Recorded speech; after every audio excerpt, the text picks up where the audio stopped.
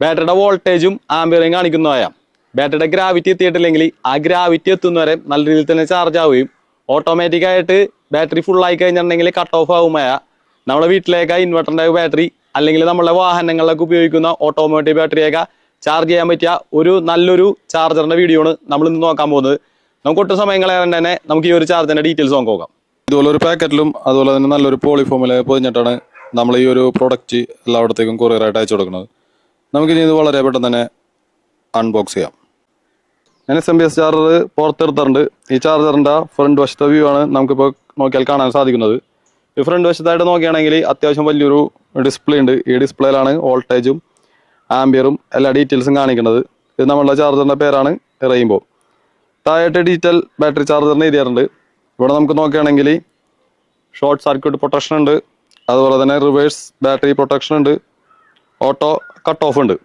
അതുപോലെ തന്നെ ഇവിടെ നോക്കുകയാണെങ്കിൽ ബാറ്ററി അയച്ച് 30 ടു 200 അയച്ച് 12 വോൾട്ട് ലെഡ് ആസിഡ് ബാറ്ററി എന്ന് അവിടെ എഴുതിയിട്ടുണ്ട്. Charging mode CC CV auto cut off 14.2 ഉണ്ട്. അത് നമുക്ക് ഡിഫോൾട്ടായിട്ട് എന്തെങ്കിലുമൊക്കെ അഡ്ജസ്റ്റ് ഒക്കെ ചെയ്യാനൊക്കെ പറഞ്ഞതാണ്. കോൺസ്റ്റന്റ് കറണ്ട് കോൺസ്റ്റന്റ് വോൾട്ടേജ് എന്നാണ് അവിടെ എഴുതിയേക്കുന്നത്. സപ്ലൈ SMPS ചാർജർ കാരണം ചെറിയ വോൾട്ടേജ്, അതായത് നമ്മളുടെ ലൈനിലെ വോൾട്ടേജ് കേസ് ഇവിടെ ലൈനിലെ വോൾട്ടേജ് കുറഞ്ഞാലും കുഴപ്പമൊന്നുമില്ല. 110 വോൾട്ട് തുടങ്ങി 260 വോൾട്ട് വരെ AC വർക്ക് ചെയ്യും. ഇവിടെ താഴെ നോക്കുകയാണെങ്കിൽ MCU software based auto cut of ചെയ്തിട്ടുണ്ട്. ഒരു സോഫ്റ്റ്വെയർ അടിസ്ഥാനത്തിലാണ് ഇതിൻ്റെ ഉള്ളിലെ മൈക്രോ കൺട്രോളർ വർക്ക് ചെയ്യണത്.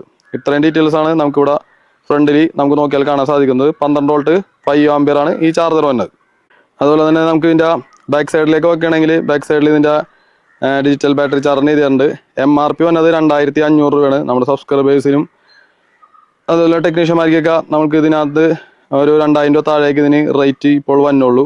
അതുപോലെ തന്നെ നെറ്റ് വെയിറ്റ് 1 കിലോ താഴെ ഉള്ളൂ, 90 ഗ്രാമാണ് നമുക്കിപ്പോൾ വന്നത്. അതുപോലെ തന്നെ കോൺടാക്ട് ചെയ്യാനുള്ള കോൺടാക്ട് നമ്പറും നമുക്കിവിടെ കാണാൻ സാധിക്കുന്നു. അതുപോലെ തന്നെ അതിൻ്റെ ഒരു ബാർകോഡും കാര്യങ്ങളൊക്കെയാണ് ഇതിൻ്റെ ബാക്ക് സൈഡിലുള്ളത്.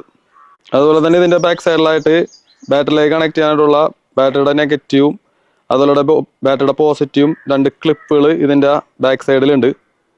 ഇനി നമുക്ക് ഈ ഒരു 2 പിൻ സോക്കറ്റ് കണക്ട് ചെയ്തിട്ട് നമുക്ക് ഈ ചാർജറിൽ വന്ന ഡീറ്റെയിൽസും കാര്യങ്ങളൊക്കെ നമുക്ക് നോക്കാം. സോക്കറ്റിലേക്ക് ഈ ചാർജറിൻ്റെ ഇത് കണക്ട് ചെയ്തു. അപ്പോൾ ഫ്രണ്ട്സ്, നമ്മളിപ്പോൾ പ്ലഗ് ചെയ്ത് കഴിഞ്ഞപ്പോൾ ഇവിടെ നോക്കുകയാണെങ്കിൽ അതിൻ്റെ ഡിസ്പ്ലേയിൽ 14.4 വോൾട്ടിന് ഇവിടെ കാണുന്നുണ്ട്. കാണാൻ പറ്റുന്നുണ്ടോയെന്ന് അറിയില്ല. 14.4 വോൾട്ട്. അതുപോലെ തന്നെ അതിൻ്റെ അടിയിൽ 000. അതായത് ഞാനിപ്പോൾ ബാറ്ററി ഇവിടെ കണക്ട് ചെയ്തിട്ടില്ല. നമുക്കിതിൻ്റെ ഒരു പ്രത്യേകത എന്താണെന്ന് ഞാനിപ്പോൾ കാണിച്ചു തരാം കേട്ടോ. അതായത് ഇപ്പോൾ ഈ ഒരു ചാർജർ ഇവിടെ കണക്ട് ചെയ്തിട്ടേക്കും. ഇപ്പോൾ ഇതിൻ്റെ പോസിറ്റീവ് നെഗറ്റീവ് ടെർമിനലാണ്. അപ്പോൾ നമ്മൾ ഇവിടെ നോക്കിയാൽ ഈ ഒരു പോസിറ്റീവ് ഞാൻ ഈ ഒരു നെഗറ്റീവിലേക്ക് ടച്ച് ചെയ്യണം കേട്ടോ. യാതൊരു തരത്തിലൊരു സ്പാർക്കിങ്ങോ ഒരു കാര്യമില്ല. ഇവിടെ നോക്കുകയാണെങ്കിൽ ഇവിടെ ചാർജർ ഓണാണ്. ഇവിടെ ഇതിനകത്ത് ശരിക്കും പറഞ്ഞിട്ടുണ്ടെങ്കിൽ ഇപ്പോൾ ഒരു ഔട്ട്പുട്ട് ഇതിനകത്ത് വരുന്നില്ല. ഇത് തന്നെ ഇതിൻ്റെ ഒരു ടെക്നോളജിയിൽ വന്നേക്കണ ഒരു അഡ്വാൻസ്ഡ് ആയിട്ടുള്ള സംഭവം തന്നെയാണ്. ഇതിനകത്ത് വെറുതെ ഇതിനകത്തേക്ക് ചാർജ് വരില്ല.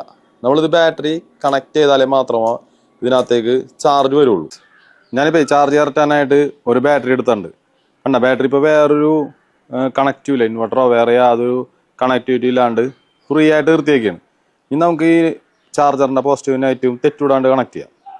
ബാറ്ററിയുടെ പോസിറ്റീവ് ഇതിലേക്ക് ഇതിൻ്റെ പോസിറ്റീവിൻ്റെ ഇതാണ് കൊടുക്കാം. അതേപോലെ ബാറ്ററിയുടെ നെഗറ്റീവ് ഇതിലേക്ക് നെഗറ്റീവ് ക്ലിപ്പാണ് കൊടുക്കുക. അപ്പോൾ ഫ്രണ്ട്സ്, ഇത് വേണ്ട ഇപ്പോൾ ബാറ്ററിയിൽ 12.8 12.9 വോൾട്ടാണ് ഉള്ളത്. 4.32 ആംപിയറിൽ ഈ ഒരു ചാർജ് കയറുന്നുണ്ട്. നമ്മൾ ബാറ്ററി കണക്ട് ചെയ്താലേ മാത്രമേ ഇത് ചാർജിങ് ആരംഭിക്കുള്ളൂ. കണ്ടോ, വളരെ ഫാസ്റ്റായിട്ട് തന്നെ ചാർജിനകത്ത് കയറുന്നുണ്ട്. ആ ഒരു ബാറ്ററിയുടെ കണ്ടീഷൻ അനുസരിച്ച് അത് ചാർജ് കയറിയിട്ട് ബാറ്ററി ചാർജ് ഇപ്പോൾ 4 ഫുൾ ആയി കഴിയുമ്പോൾ അത് ഓട്ടോമാറ്റിക്കായിട്ട് ചാർജിങ് കട്ട് ഓഫ് ആയിക്കോളും. അപ്പോൾ ഫ്രണ്ട്സ്, നമുക്കിപ്പോൾ ഇവിടെ നോക്കുകയാണെങ്കിൽ 14.4 വോൾട്ടാണ്. ഇനി നമ്മളുടെ വാഹനങ്ങളിലൊക്കെ ഉപയോഗിക്കണം ഓട്ടോമോട്ടീവ് ബാറ്ററി. അതുപോലെ നമുക്ക് എന്തെങ്കിലും വോൾട്ടേജൊക്കെ കുറച്ചിട്ട് ചാർജ് ചെയ്യേണ്ട ഏതെങ്കിലും ഒരു ബാറ്ററി ചാർജ് ചെയ്യണമെന്നുണ്ടെങ്കിൽ നമുക്ക് ഈ ഒരു ചാർജറിൽ വെച്ചിട്ട് തന്നെ ചാർജ് ചെയ്ത് തരാം. നമ്മളിനി നോക്കാൻ പോണത് വാഹനങ്ങളിലൊക്കെ ഉപയോഗിക്കുന്ന ബാറ്ററി നമ്മൾക്ക് ഈ ഒരു ചാർജർ വെച്ചിട്ട് എങ്ങനെ ചാർജ് ചെയ്യാൻ പറ്റുമെന്നുള്ളതാണ്. അതിനായിട്ട് നമുക്ക് ഇതേപോലത്തെ ഒരു ചെറിയൊരു സ്ക്രൂ ഡ്രൈവർ വളരെ അത്യാവശ്യമാണ്. അതിനുശേഷം നമ്മളുടെ ഈ ഒരു ചാർജർ അഴിക്കുക. അതിൽ നമുക്ക് നോക്കുകയാണെങ്കിൽ ഇവിടെ ഒരു CV എന്ന് എഴുതിയിട്ടുണ്ടാവും, കോൺസ്റ്റന്റ് വോൾട്ടേജ്. ആ ഒരു സ്ഥലത്ത് നമ്മളുടെ ഈ ഒരു ഇത് വെച്ചിട്ട് ജസ്റ്റ് ഒന്ന് തിരിക്കുക. തിരിച്ചു കഴിയുമ്പോൾ നമ്മുടെ ഡിസ്പ്ലേയിൽ വോൾട്ടേജ് മാറാൻ നമുക്ക് അറിയാനായിട്ട് സാധിക്കും. ഇപ്പോൾ ഞാൻ തിരിച്ചുകൊണ്ടിരിപ്പുണ്ട്. 14.3 വോൾട്ടായി.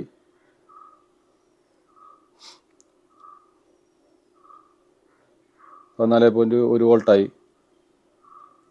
ലെഫ്റ്റ് സൈഡിലേക്കാണ് തിരിക്കുന്നത്. ഇപ്പോൾ 13 വോൾട്ടായിട്ടുണ്ട്. 13.8 വോൾട്ടായി. അപ്പോൾ ഇത് ചെയ്യേണ്ടത് നമുക്ക് ഇതിനെക്കുറിച്ച് അറിയാവുന്നവർക്ക് മാത്രമാണ്. അല്ലെങ്കിൽ ഇതിൻ്റെ ഉള്ളിൽ കൈയിട്ട് ഷോക്കൊന്നും ഏൽക്കാണ്ട് നോക്കാം, പ്രത്യേകം ശ്രദ്ധിക്കാം. അപ്പോൾ ഫ്രണ്ട്സ്, ഈ ഒരു SMS ചാർജറിൻ്റെ ഡീറ്റെയിൽസ് നിങ്ങൾക്ക് മനസ്സിലായെന്ന് ഞാൻ വിചാരിക്കുന്നു.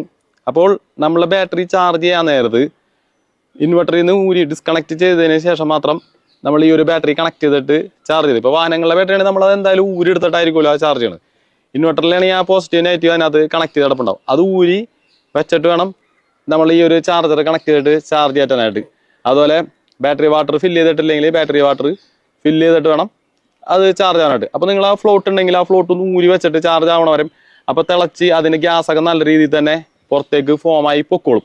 അപ്പോൾ നല്ലൊരു ബാക്കപ്പ് നിങ്ങളുടെ ബാറ്ററി കിട്ടും. എന്താണെന്ന് വെച്ചാൽ ഞങ്ങളൊക്കെ ഇങ്ങനെ കിട്ടിട്ട് നല്ല ബാക്കപ്പ് കിട്ടുന്നുണ്ട് നമ്മളെ ഇൻവെർട്ടർ ബാറ്ററിയിലേക്കാം. അപ്പോൾ അതുപോലെ തന്നെ നിങ്ങൾക്ക് ഈ ഒരു SMS ചാർജർ നിങ്ങൾക്ക് വാങ്ങിക്കണമെന്നുണ്ടെങ്കിൽ ഈ താഴെ കാണുന്ന വാട്സാപ്പ് നമ്പറിൽ കോൺടാക്ട് ചെയ്യുക. അപ്പോൾ ഞാൻ അതിൻ്റെ നിങ്ങൾക്ക് ഇതിൻ്റെ ഫോട്ടോസും അതിന് തന്നെ കൂടുതൽ ഡീറ്റെയിൽസും എല്ലാ കാര്യങ്ങളൊക്കെ നിങ്ങൾക്ക് അയച്ചു തരാം. അതുപോലെ തന്നെ ഈ നമ്പറിൽ നിങ്ങൾക്ക് കോൾ ചെയ്യുക.